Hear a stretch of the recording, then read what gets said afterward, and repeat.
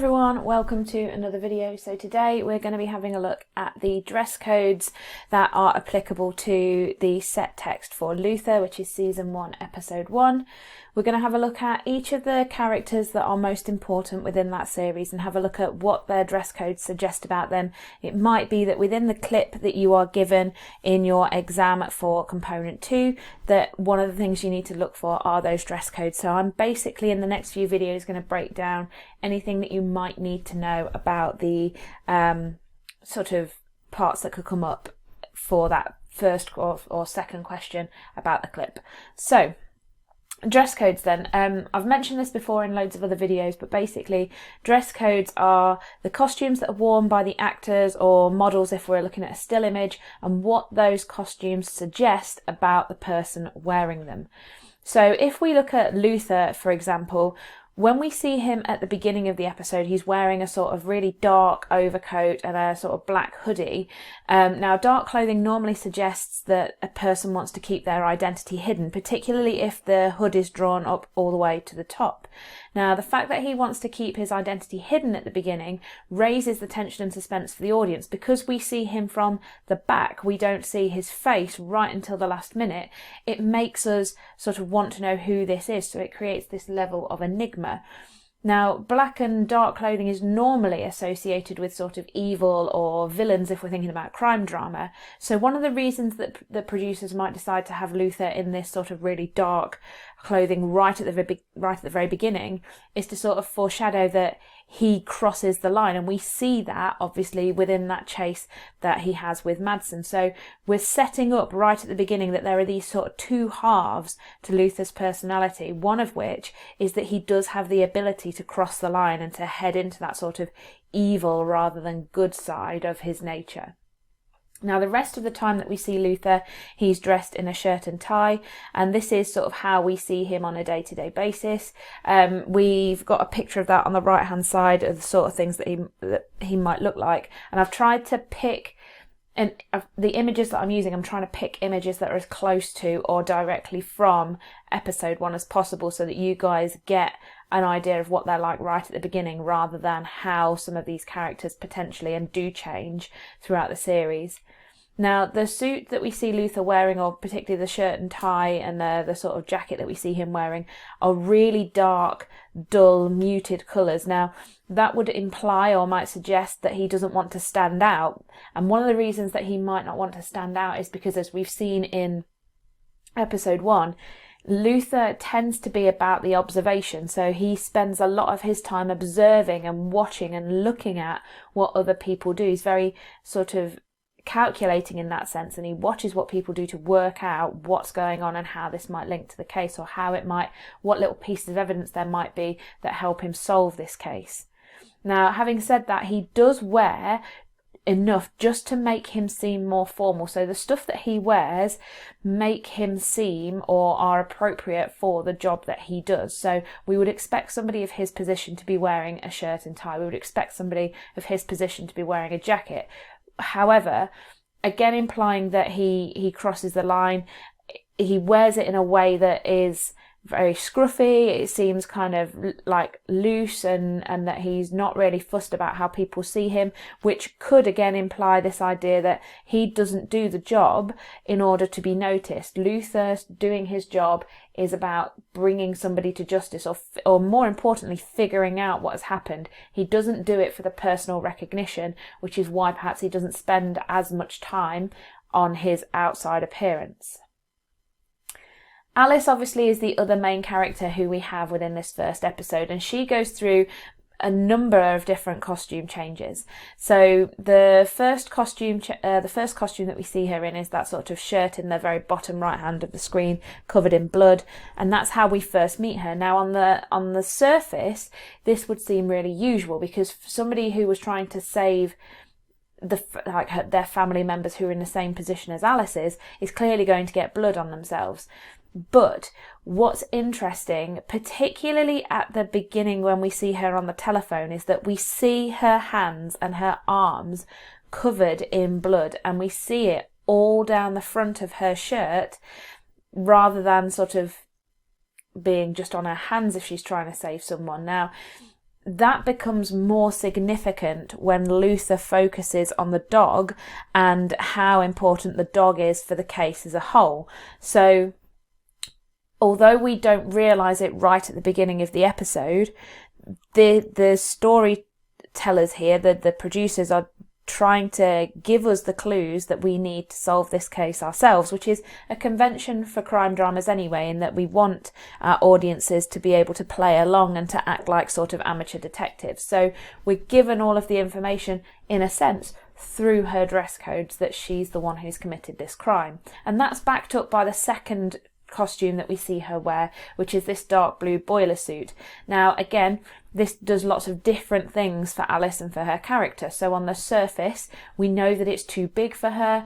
It sort of gapes and is quite baggy. So this makes her seem much, much smaller. And when she seems smaller, she appears more vulnerable. So we're setting up on the surface that she's the victim. But it would also imply that her clothes have been taken away for evidence. Now, if her clothes have been taken away for evidence, that might be an indication that Alice was involved. And another thing that they look like, although not in terms of a UK setting, is that when you think about crime dramas that are particularly American, we tend to see prisoners wearing jumpsuits or boiler suits like Alice has got on here. So in a sense, we're setting up visually for the audience this idea that she is a villain and that she has committed this crime. Now, obviously, Alice is released. She's not brought to justice in this first episode. So when we see her in her normal day-to-day clothes, again, we've got this idea that they're dark. Now, they're not black completely. They're like sort of dark purples, indigos, sort of navy blue, that sort of thing. But they're all very dark clothing, which suggests that she is a dark character, not only in terms of the things that she does, but in her personality as well. And we know that she sort of, as Luther says, doesn't interact the way that we would expect her to interact. Now, having said that, her clothes are very, very formal. So we can tell just by looking at them that they're high quality, which would link to her upper class background, again implying that, one, she has enough of an education in order to get away with the crime, as we see in episode 1, but also this idea that, you know, for audiences who want to believe in Alice, that this is a reason why she wouldn't necessarily commit the crime. Another thing to be aware of with her clothes, and this is going to be really important when we think about DSU Teller, is that the clothing that Alice wears still shows her figure. Now, it doesn't do it in a way that sexualizes her, but it does it in a way to make her seem sort of alluring and make her seem very, very feminine. And she sort of is in a way this mastermind criminal, and that she's managed to not only get away with the crime in the sense that she's not brought to justice in this episode, but she also uses her femininity and uses not only her intellect but also her looks in a way to sort of charm Luther and charm the people that she is around. So all of these costumes add up and contribute to that presentation of her. Okay, so Read and Teller, we're going to deal with these two together because they're not as important for this episode on its own, but they are important for the series as a whole. Now, when we see Ian Reid, he has a very similar presentation to Luther. He's got his top button undone, his tie undone, which makes him seem scruffy, but there's something about the style of suit, the style of jacket, the fact that his shirt is brighter, the fact that his tie has more colour and more pigment to it, that make him seem more put together. Now, on the one hand, this could imply that he's part of the group. He wants to look like Luther, so or Luther wants to look like him, so we're sort of setting them up on the same level here. But, and again, I'm not going to mention what happens with Reid. You guys can look that up for yourselves. This is a sort of spoiler-free zone. It might be setting up that he can sort of alter the way that people see him and potentially play for both sides. So have a look at what that other side might be in your own time. Teller, on the other hand, is kind of interesting. Now, she is highest up in this particular unit. She's the boss. She's the boss of Luther. She's the boss of Reid.